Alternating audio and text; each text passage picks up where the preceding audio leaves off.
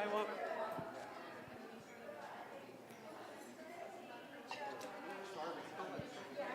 Thank you all for being here. Hola, how are you? Bien. Qué bueno. Te iba a decir, Oh, ujú.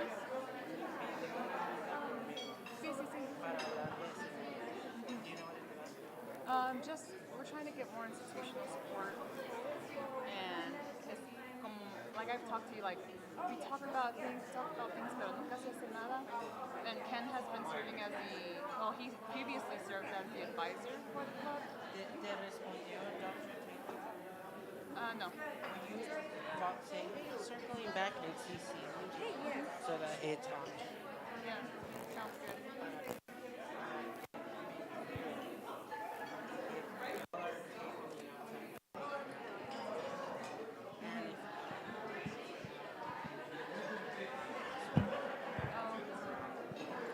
Yeah.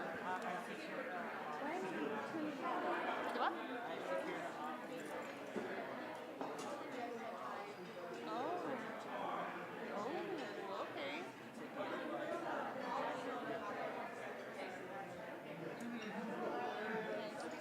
But yeah, that's what he's going to talk to you about because he wasn't sure if because he could have easily gotten to the present, but he's just wanting to go through the steps. And I'll make sure once you CC me with Dr. Taylor, I can go to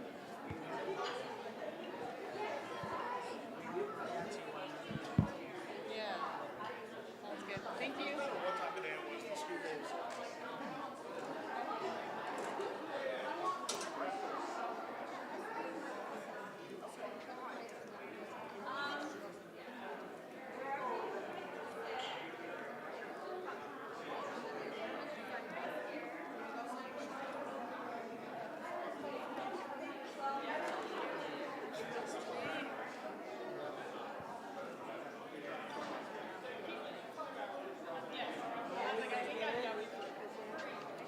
We're ready.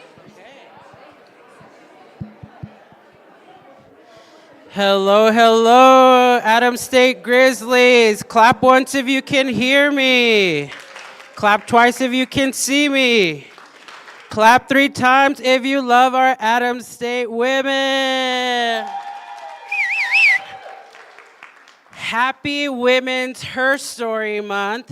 We are so glad that you are here for our Kindred Spirits. Today we are recognizing amazing women from the San Luis Valley, from our community, who have done remarkable things. I do not get the honor and privilege of introducing these amazing women because I would be here for about 40 minutes telling y'all of their amazing contributions. But with that, the honor that I do get is to introduce my co-partner, my right hand, my ride or die, my partner in everything, Dr. Heidi Schneider, who serves as our Inclusive Excellence Liaison, who will moderate today's panel. Dr. Schneider.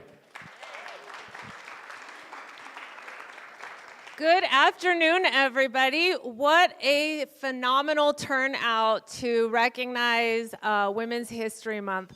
Before we get started, I just wanted to mention that this was Dr. Flo's idea to have a panel of women of distinction at Adams and in the community, and I did a little qualitative research. I went out and I started asking around who were some folks and some women who should be on this panel. And I will say these members, hi y'all, their names kept coming up over and over in many conversations across campus. So of course, these are not the only women of distinction that we have at Adams State or in the SLV community.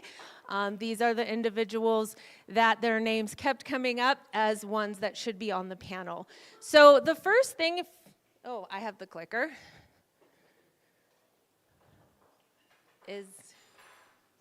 There we go. I am going to let all of these wonderful women introduce themselves, and that's where we'll start. Okay, should we start with you? Sure. Okay. I'm Mari Centeno. I am a professor of political science, also faculty senate president.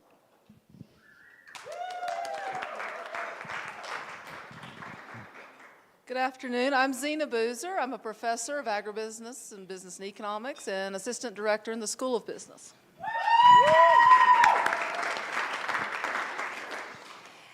And also the first faculty fellow. Yes, one of. I am the first faculty, one of the first faculty fellows.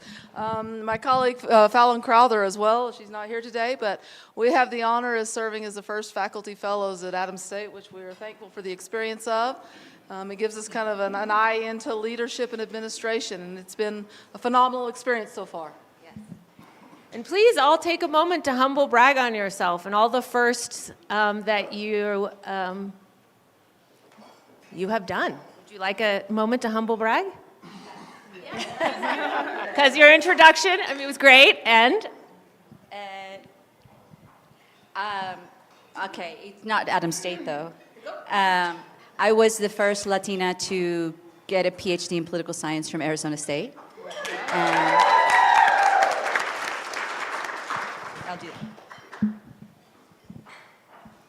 Hi, buenos días a todos. Welcome, everybody. Yo soy la Sirena Picosa. I am the Spicy Mermaid, also known as Sandra Ortega. I'm a 10th generation native of the San Luis Valley, and I was going to do the introduction the way I read it, but then I'll pass it around. But my first and my most exciting experience in the universe was being given the honor of being the Billy Adam Award recipient. So thank you, Dr. Tanberg.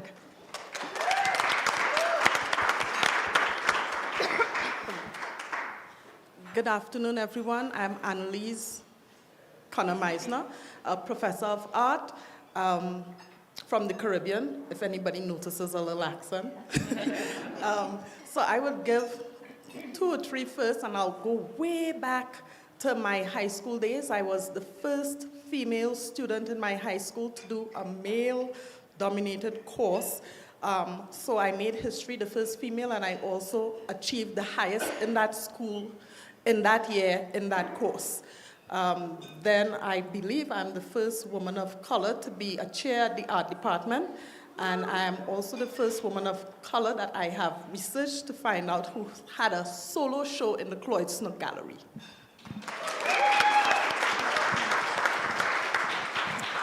Good afternoon. I'm Kathy Woods. It's really nice to be here, and thank you so much for choosing me as one of these distinguished women. I don't fit within their realm, though. I hope not to disappoint you. That's what I hope. I work for the City of Alamosa as the Economic Development Director, but prior to that for the city, I was the mayor of Alamosa, first female mayor and pretty much the first female person on city council.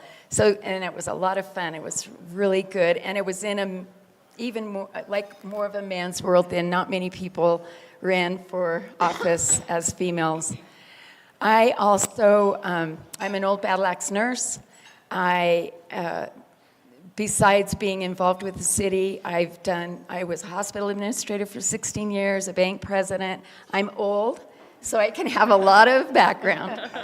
And I'm probably the first one, and hopefully the only one in this room that once ran over herself. I'll tell you more another time.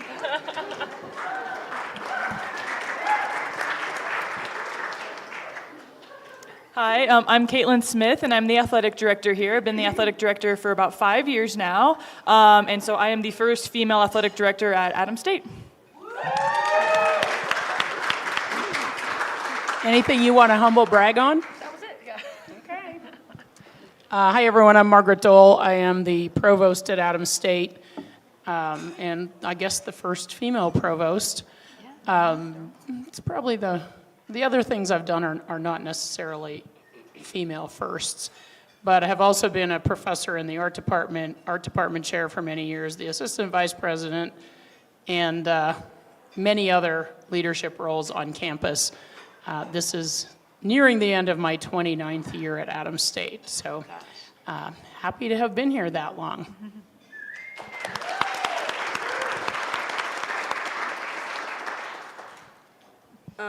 I'm Bree. I'm the ASNF president, and yeah. I forgot something. My most important things were I was an ASU trustee for about 12 years until I started my position with the city. And I was also a Billy Adams Award winner last year. What an honor to be connected with you guys.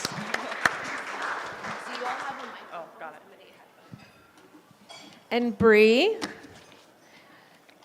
aren't you part of the first all-female executive team, ASNF team? Yes. Yes. Yes, excellent. Okay, so we're going to do things a little different here. Am I not clicking right? Okay. So you'll notice that on each of these slides, I'll have different questions. Provided them to the panelists and allowed them to make a choice of which question they would like to answer. So as we pass around the mic, if you could let us know if you've chosen one or two as the question to answer. Question one is, can you share a pivotal moment in your career that significantly influenced your journey? Question two, who were some of your role models or mentors throughout your life, and how did they impact you? Maybe we'll start on this table this time. How's that? Take it away, table two.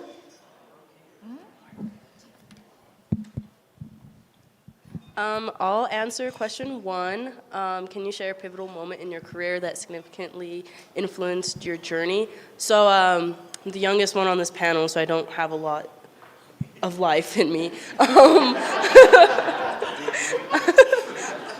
But one pivotal moment in college is when I decided to not be an athlete anymore and pursue different paths at Adams State, and that's what led me to being ASNF president. I'm also going to answer number one, but it's going to meld into number two. And because I'm not young like Bree, I actually have multiple pivotal moments. So first I'd note that there is almost no one that enters academia and says, I want to be a provost, right? Like, furthest thing from my mind when I came here as a faculty member, had no concept of the administrative side of a university at all. So one of my pivotal moments was really in the first couple of years that I was here in the art department, and I got to be very close with the department chair, and God bless her soul, she would let me just hang out in her office and watch her work and help with things like doing the course schedule. And I really, really liked figuring all that stuff out. Like, didn't have a clue. So that was really a very pivotal moment.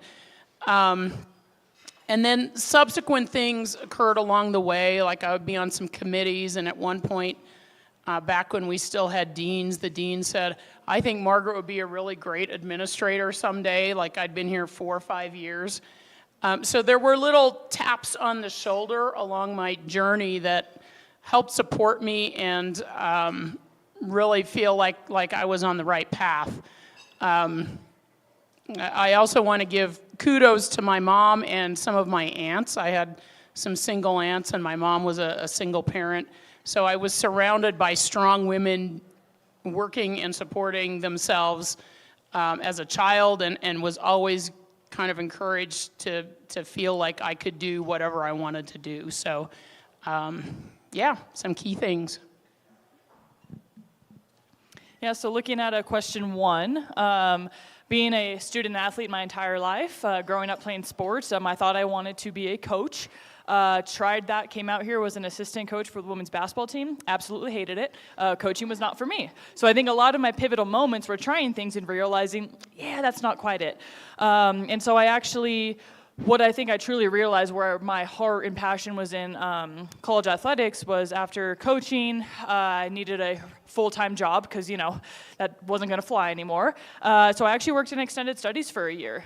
Worked over there, worked with our prison population, was great, actually super rewarding, learned a lot, but realized that those kind of roles were way too quiet for me, could not handle it. I needed something a little bit louder, a little bit more stressful, right? So I decided to jump back over to athletics, and I've been there ever since. And just, that pivotal moment is really just finding that true passion and love for all of our teams, our coaches, and our student athletes. Thank you. I think I'll answer question number 2. Role models and mentors. A long time ago, I had a 9-year-old and a less than 1-year-old, and my husband said he wanted a divorce. And I was a housewife, and I thought, what am I going to do? And it was just mind-wrenching. After a while, it wasn't immediate, picked myself up, dusted myself off, went to nursing school, and so one of my role models that I really resonate towards was a nursing instructor that had a saying, good enough never is. Like, I think I said something like wrapped a bandage or something. I said, is that good enough? And she said, well, good enough never is. So I've lived by that ever since. I love that. Another person that I've taken seriously in kind of a presentation that was one, if you're as old as I am, Zig Ziglar, do you remember him as an inspirational speaker? Whether you think you can or you think you can't, you're right. And my daughters had to grow up with that. I've got a sign at my desk. I've given each of them a sign. So it's just having the gumption to know that you can do it just as well as anybody else and going for it. Testing. Okay, so I think I'm going to follow my provost and meld the 2 questions, but I'm starting with the second question. Who were some of your role models and mentors throughout your life? So my first role model and mentor was my mom. She was also a strong female leader in a male-dominated career, and she taught me some lessons to lead by example, to encourage others, to nurture their strengths, to celebrate others, to be content in who I am, and to feed my curiosity as I grow and develop. So I took those lessons. I've had mentors in my undergraduate, so melding the 2 questions, I started off in a teacher's college, going through teacher's college, became trained as a teacher like Adams. And then while in that career, one of my colleagues saw something in me that I didn't see. She said, you're an artist. And I said, no, I'm not, I'm a teacher. And so she encouraged me to go back to school and do my art degree, which I did. And I met some phenomenal professors while I was in my undergraduate, one Dr. Pat Bishop and one Mr. Keith Cadet. And Dr. Pat Bishop was one of our country's icons. And she saw something in me also that I didn't know was there. And so she introduced me to all of the who's that were the who's in terms of leadership in the country. So I got to meet some of our country's leaders, which was a pivotal moment in my career. Meeting those people and having those interviews with them propelled me into some other directions. And then coming to Adams to do my grad program, again, I met some people who were my mentors. At that time, Margaret was the chair of the department, and she answered all of my questions for an entire year while I was still in the Caribbean before I actually got here, and gave me a lot of directions as to what I needed to do and how that program would look. And so she was a mentor for me. Answering my questions mean a lot to me. And I saw her as a strong leader then, at that time, in the art department, and that encouraged me. I also was fortunate at that time to meet Mr. Cloyd Snook, who afforded me that opportunity to have my first solo show in the Cloyd Snook Gallery. He saw what I was doing. He thoroughly encouraged me. He gave me lots of ceramic tips and information. And then he said to me, I'm here just to see your work. I want your work in my gallery. And that was really important and meaningful to me coming from a different country and hearing someone of that caliber say something like that. So that inspired me quite a bit. I always believed in hard work, and in that show I showed 1,800 pieces in the Cloyd Snook Gallery because I was asked if I could fill the gallery, so I filled the gallery. And so those were some of the role models and some of the pivotal moments that I had in my career. Thank you. Number one and two are really hard to separate for me. I'll start off with my mentors. My biggest mentors were my mom and dad. They, being a first generation graduate from Adams State back in last century. And I look around, and normally before I always used to be like the youngest kid in the setting, but I believe that I'm the free-range elder today. So anyway, so I learned a lot from my mom and dad. They were just amazing.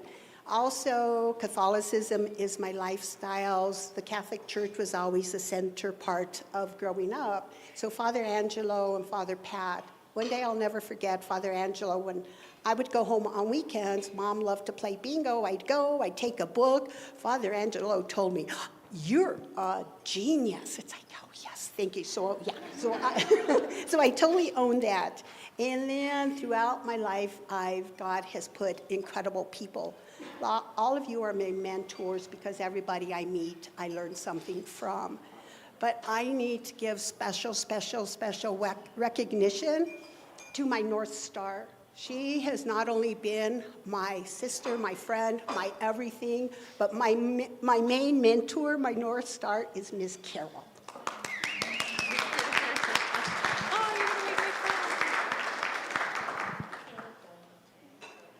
All right, I'm not gonna, I will kind of separate both of them, but I want to talk about both of them as well. My pivotal moment was when I served in the capacity Dr. Centeno is currently serving in. I was there in 2018, and took the job as Faculty Senate President. And in that, it changed the teacher that I was and the faculty member that I am, and how I viewed my role in our community at Adams State. You know, before that, I was a faculty member, a teacher, doing all the teacher things, right? You prep for classes, you're sponsoring a club, you're doing things, you're doing some scholarly work and some service work. But in that role, it became apparent to me that my job had changed. My job was to help others fully engage in shared governance. And I very much respect and am excited about shared governance at the university level, right? And so it wasn't, to teach someone X, Y, Z, it's to teach them how to be a part of something bigger than themselves, to welcome them in. And that changed who I was as a faculty member, and it changed what I did in my classes. It changed the teacher that I was when I thought about welcoming students into the industry, into the business climate, and kind of how it changed my perspective all the way around. And what I would tell y'all, yes, my role models and mentors, some of which are on this panel, I admire them greatly. The patience to let people make mistakes and learn from them and move forward. The willingness to jump in and figure out how you're going to get it done after that, right? That you don't have to know everything at the beginning, that you can and will learn along the way. So I guess what I would encourage all of y'all to do is to find different mentors along your path in your career. I've had mentors all along my path in industry and in academia. I've learned from, I've hoped to be more like many. I've worked hard to do that, and sometimes I have failed miserably and got up again. And that's the trick. Get up again and go forward.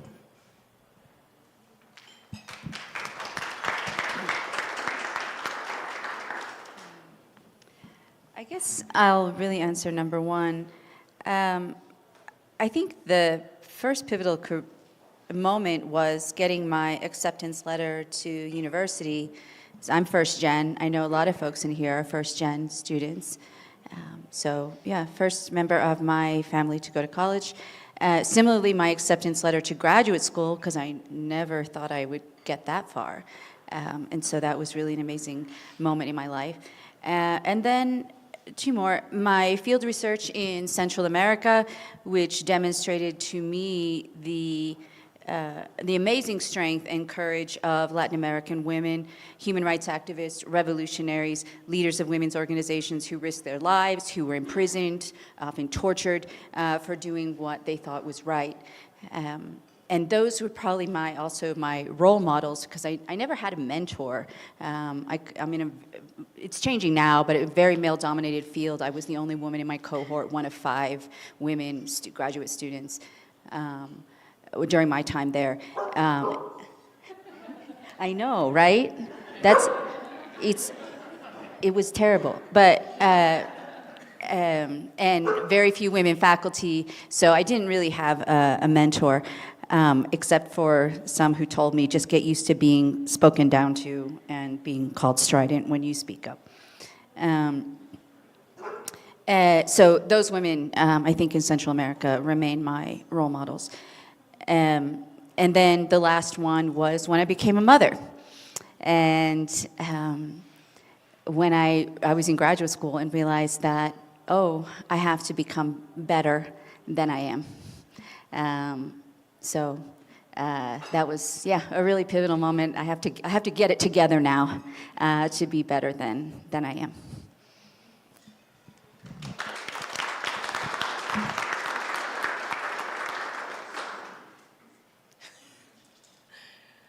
Okay, we've got 3 questions here. I'm going to do a little time check, 12:35. And if you could answer one of these, that would be great, each of you. Question 1, what obstacles have you faced as a woman and how did you overcome them?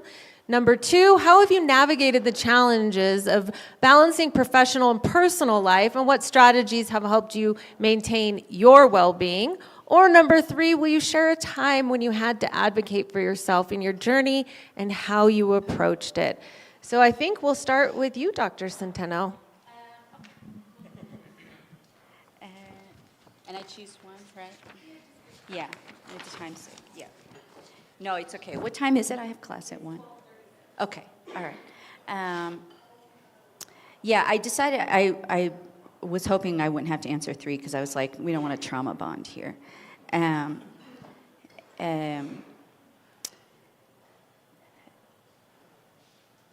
So I'll answer number 5. I've never been a very good advocate for myself, but a member of my dissertation, the one that really stood out to me that I thought was actually effective because I'm here, is that a member of my dissertation committee attempted to block me from doing my fieldwork. So this is my dissertation proposal, and it was that I was going to go do fieldwork in Central America for a year and a half. And he tried to block me and said, no, this is too dangerous for a woman alone. You can't possibly do this. You can't. So, and he's looking around the table. He's like, we can't allow her to do this, right? And so, you know, I was worried that he was going to convince, because it looked like he was about to convince other people on the committee, which would have effectively destroyed my research project by refusing to accept my proposal. I had to calm down for a little bit at first, and then I gave my best benign sexism is still sexism, speech. Reminded them that I spent my childhood in Latin America, still traveled there fairly regularly. I had to be more diplomatic than I wanted to be, more diplomatic than I was in my head, because they held my future career in their hands, and I was a lowly graduate student, and it was 1998. I was not sure that the chair of the department would side with me, so I had to be prepared to go ahead above his head to the administration, which I was prepared to do, to go to the administration of the university. Luckily, it did not come to that. They talked to one another, dissertation committee, and maybe they did not want a lawsuit or something about gender discrimination, but ultimately, they passed my proposal, and here I am.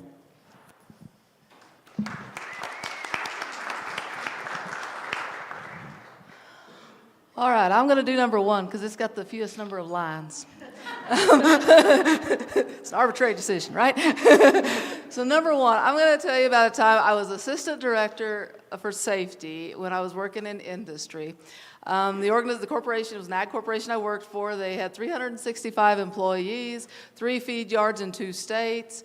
They were the 3rd largest swine operator at the time, a ranch and a farm. And my job is to go tell all these people, who, yes, were mostly men, how to do their job in a safer way so we could reduce lost time accidents, including the occasional person who ran over their own desk. But, you know, that happens. It falls. They pull out a drawer and fall over, you know. But, so, you know, I'm sitting there, a 28-year-old woman going, okay, these people are like, you know, mostly age 45 and above, except for the few, you know, that were younger and, of course, knew everything and were not listening to another young woman. No. So the thing that I learned in that, right, is you don't go in and tell them how to do it. You go in and ask them how they are doing it and what they did. And is there a way we can do this better? You've got to make the solution theirs. Yeah, you've got 10 that are good in your back pocket. You've got your solutions. But you've got to make the solution theirs, let them come up with it, and then they will own it, and you will reduce lost time accidents. And the men will listen to you and invite you to their coffee thing and whatever else goes on.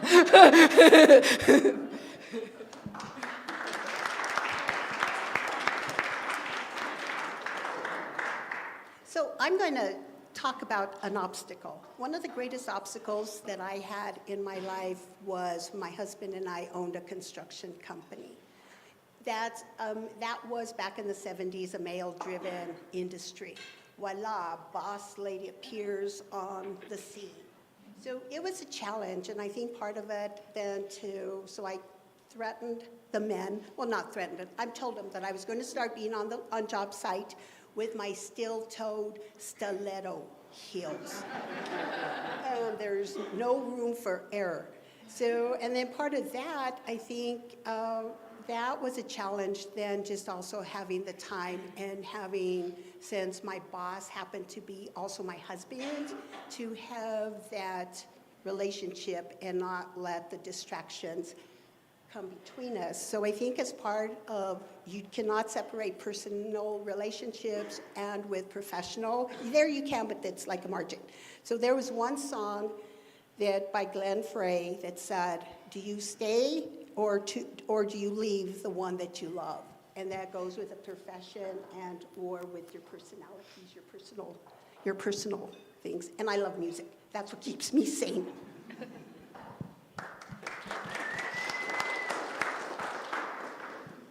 Okay, I'm going to get one that's a little lighter. I'm going to go with number 2.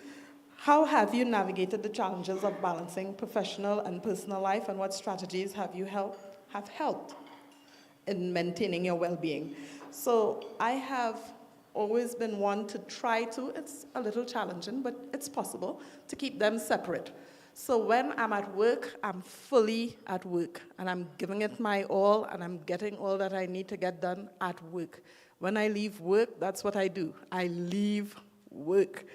And when I'm on my private time, my personal time, my family time, I value that, I respect it, and I am fully there. I live in the moment, I'm present in the moment, and I'm fully there. I play hard. Yes, I'm from the Caribbean, so I play a lot. Okay? I left ocean and I came to landlocked, so the first thing I did when I came here was dig lots of holes in my yard and fill them with water. And I like to go sit out there in the moonlight and watch the moon shine on my little hole of water. Okay? So I do things that I really enjoy, and I'm fully there, I'm in the moment. If a thought about work comes, I forgot something, or there's someone I wanted to talk to, okay, I'm here. So I play a lot.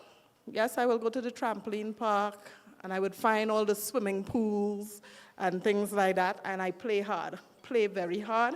Another strategy that helps me to keep my sanity and to keep my well-being is to recognize my limitations and not judge myself.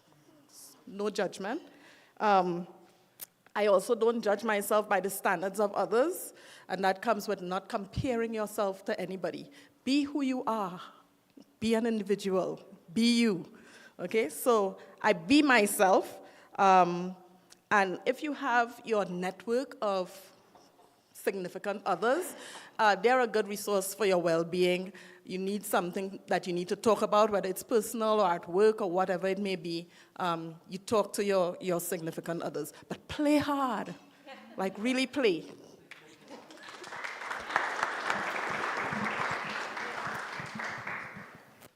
I think I'm going to go with what obstacles have you faced as a woman and how did you overcome them? I was the first woman that ran for office in Alamosa in the city. Another woman put their name in the hat later, but I was only running because one of the really strong males on council was not going to run, and I thought, okay, I was running for an at-large position and hoping to have a chance to replace this guy.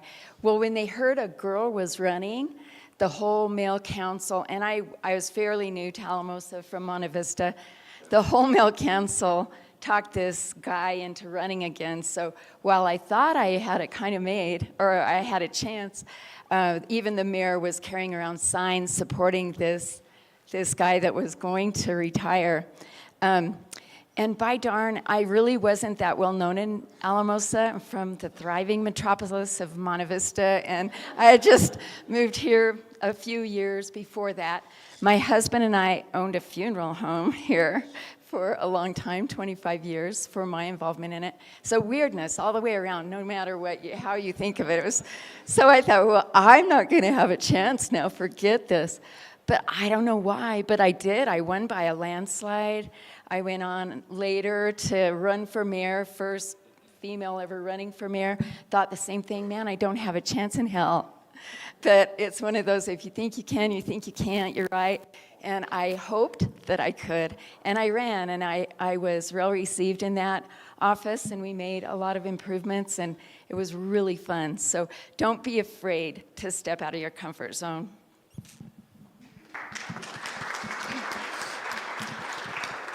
Yeah, I think I'll go with number one. So when I took over as AD here, I was the only female AD in the RMAC, which is the Rocky Mountain Athletic Conference. And I remember going to my first meeting with all the administrators, all the ADs in the room, and I was like, whoa, this is interesting. And so I think it was just this change that occurred, right? And it wasn't like they were all very supportive, all very nice, but I think a lot of them didn't totally know how to like handle me. And until like you get to know me, like I'm a little like kind of quiet. And then I think they realize like kind of how feisty I am and how I stick up for myself and for my school and for my programs, that it just really shifted. They've all been so accepting. And so I think part of the obstacle was like my own obstacle, right? Like sitting in that room, you want to try to do everything the way they're all doing it because that's what it feels like when you're outnumbered 14-1, right? And so I think just me coming into those next meetings, just being myself, they really all just embraced me and have just been so supportive. So really happy to kind of overcome that and feel, just a part of it. And it's also, we're now at 3 total female ADs in the RMAC right now, which is super exciting, so. All right, I'm also going to kind of talk about, number one, bringing in some challenges, but not really about professional life.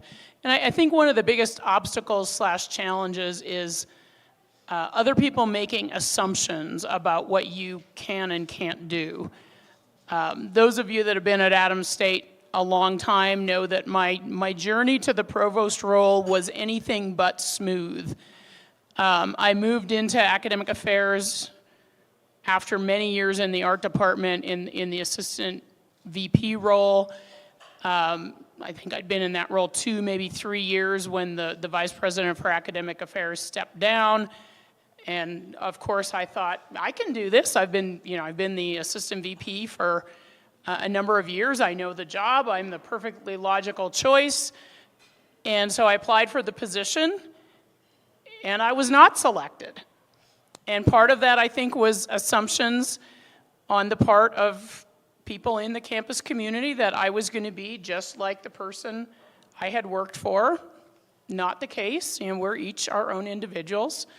That was very hard. And I chose to be persistent and show what I could do. just kept working at the job, doing it well, developing relationships, and showing people that I was not the assumption they had made it of me. 3, 4, 5 years later, the position became open again. I opted not to apply. Actually, that was only, I think, a year later. I opted not to apply that time. I was like, oh, I'm not going through that again. We went through a whole span of vice presidents. It came open again. I applied again. This time, I think the committee really wanted me because I had proved myself, but the president didn't. So once again, I was not selected. I kept at it. So I certainly could have been very bitter, and I had my moments at home, but never publicly. I carried on and did the work because moving the university forward was really what it was all about. And I had stepped into these roles because I believed I could help the university do what it needed to do better. The next time around, I applied again, and the committee and the president believed I could do it. So here I am. It's really all about persistence, belief in yourself, and it's really hard, but you have to keep going.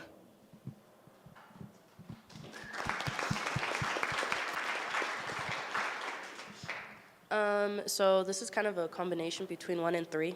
But studying economics, it's very male dominant. And when I switched my majors, I decided to study it. And being the only female in my classes for the first 2 years was difficult. And like Caitlin, you know, you kind of go in with confidence in yourself. And after a certain point, you know, the guys started to respect me a little bit more. But really it's just about, you know, that obstacle of like standing up for yourself and what you believe in and things like that.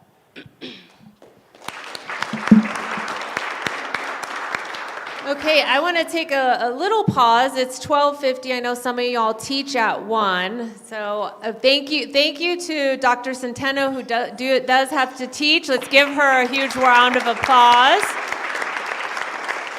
For those of you that can stay, I would like to ask it one final question or have one final question, but I understand folks do need to leave. So if we could go to that final question. How do you think we can further amplify the voices of women in academia or community involvement and or politics, ensuring that their contributions are recognized and celebrated? Bree, how about we start with you? I'm going to pass it to Margaret and then come back to me. Okay, I'm going to keep it pretty brief. I think I'll tie back to my last answer. The first thing is don't make assumptions about people when you don't really know. I think another thing is really assuming the best intentions for others and really understanding that if they are interested in something, want to do something, that they are doing it because they want to do the best. And then the final thing is demonstrate trust. Trust that other people can do it. Be willing to help them if they need help, but don't assume they can't. Assume they can. Trust them to do it. Help them if they need it. And know that they are doing it because they are intending the best. Just to go off of that, it's the idea of building belief in not only yourself, but in the role that they're stepping into. So knowing and understanding that their goals may not be your goals and everyone's journey is different, but also, believing that the end goal is going to be the same.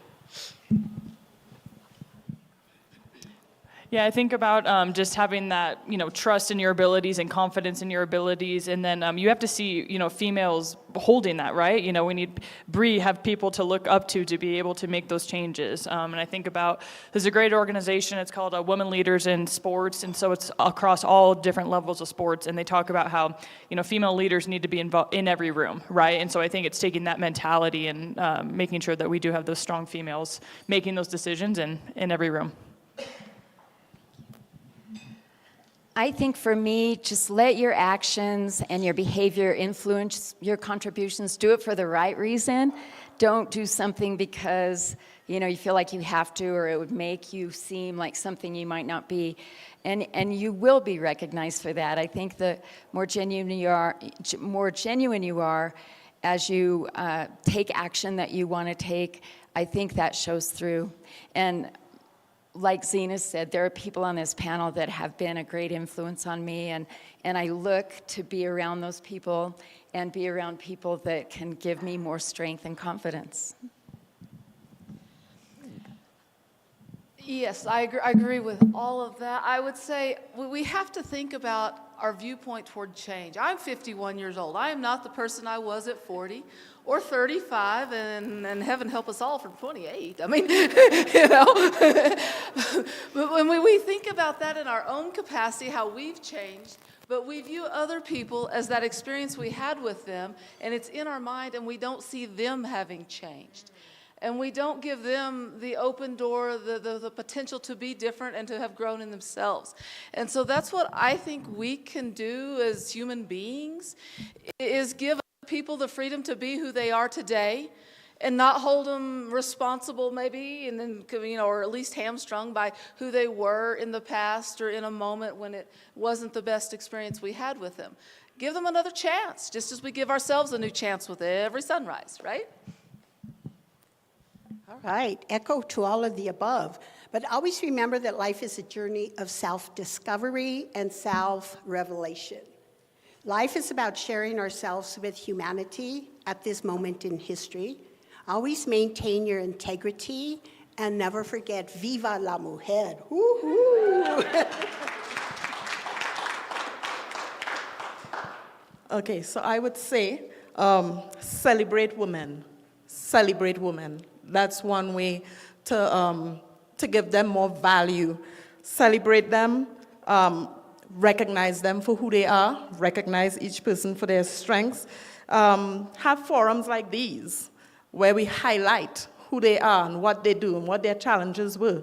I recently, still participated in an organization, some conferences, AMI, Academic Management Institute, and it's basically teaching women leaders how to be good leaders. And so it's a network of support. So support each other, celebrate them publicly. Community events, community platforms, praise their strengths, listen to their interests. And again, as was said before, don't assume that they can't do something. Give them that opportunity to use their strengths in the areas of their interests and let them shine.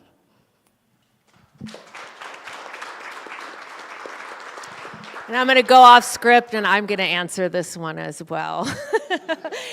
As a sociologist, this is my jam right here. And so I think there's also two things that as a community we could really strive to work at doing every single day. And that's women supporting women.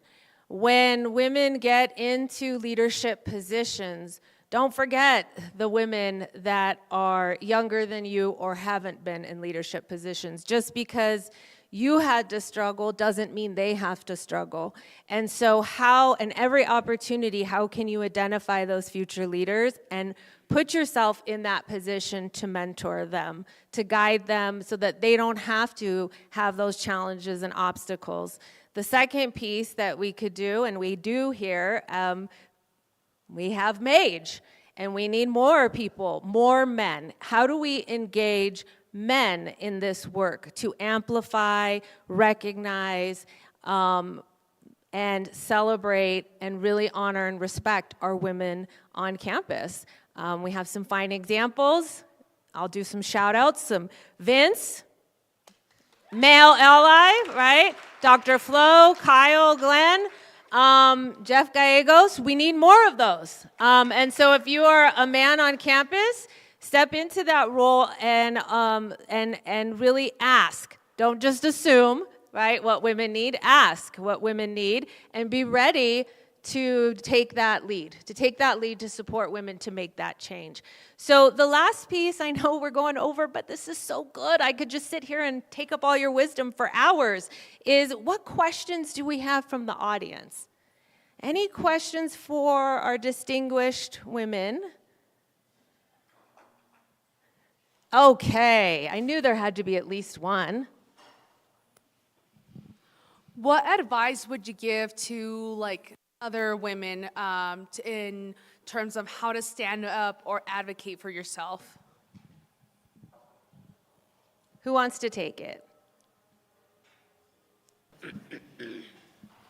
Well, being young on this panel, one thing that I do advise is having that role model, like for example, wanting to go into sports after college. Caitlin is a great role model of that, of how to be stern, put your foot down, and how to be confident when you step into a room with males or anyone, for example.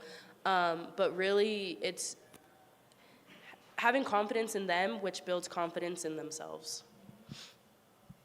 I'll add a little bit to that too. I think it's really important to identify whether friends, colleagues, people that can be allies, that you feel comfortable expressing your goals, your ambitions, what you want to do and achieve, because they can help you get there. So, I think for myself, I can think of a number of people, but President Spaldi would certainly be one that, I was still a pretty junior faculty member, pretty new department chair, but I knew him well enough to say, I'm really interested in pursuing some kind of administrative role.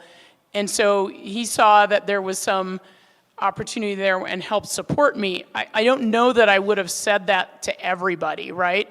Because I wasn't as comfortable with everyone. So finding those allies that can help you achieve the steps you need to get closer to that goal, I think is really important. Okay, then last, I wish there was more people here, but I'm thank you for my folks that are hanging out. I wanted to give the opportunity, can you click to the next one?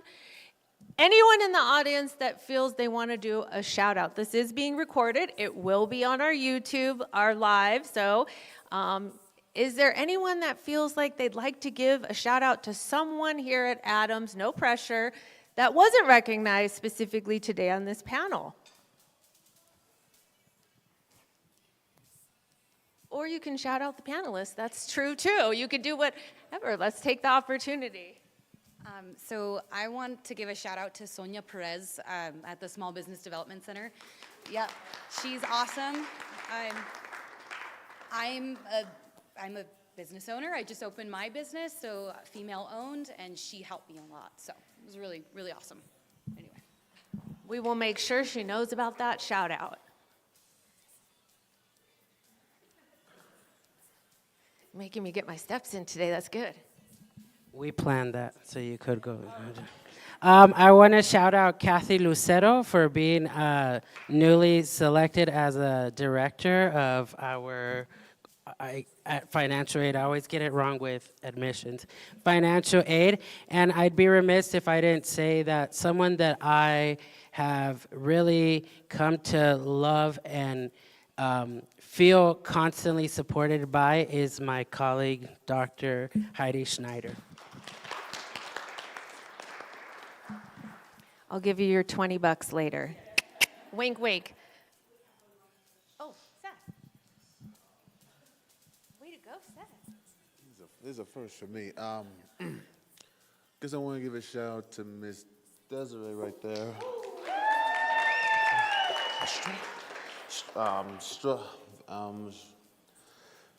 She was always positive with me, even when I had a bad day or when I struggled coming to play football here.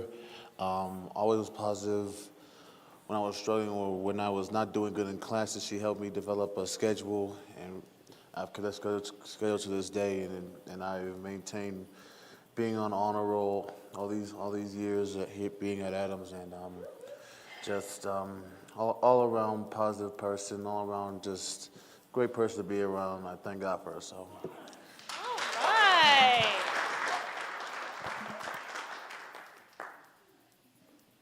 I didn't think this through. I definitely want to shout out Sue and all of the amazing individuals that constantly put food and are available all the time.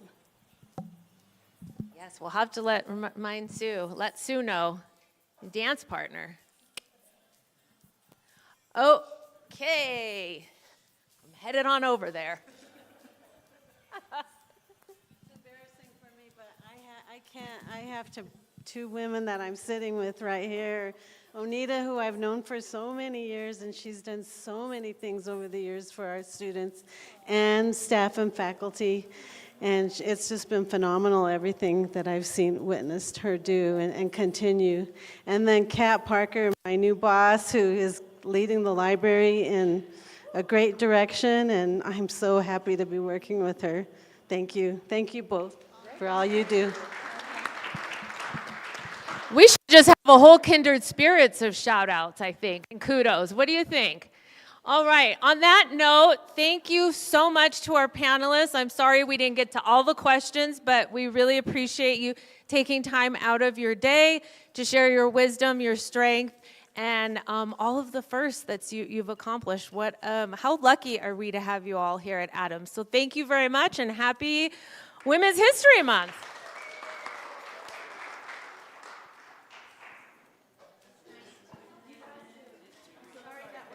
But I just couldn't stop it.